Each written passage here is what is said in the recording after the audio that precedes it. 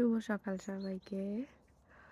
আজকে পোল্যান্ডে আমাদের এই সিটিতে ফার্স্ট স্নো পড়লো এই বছরের।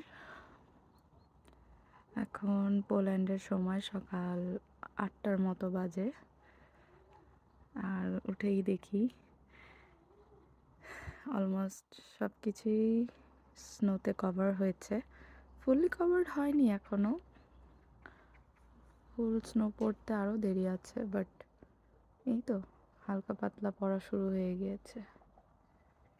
কিচ্ছু দেখা যাচ্ছে না দূরের, আর কাছের সবুজ ঘাসগুলো সব সাদা হয়ে আছে।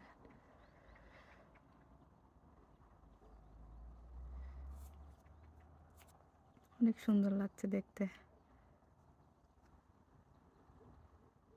-2 চলতেছে এখন সকালবেলা, হোপফুলি আর একটু বাড়বে।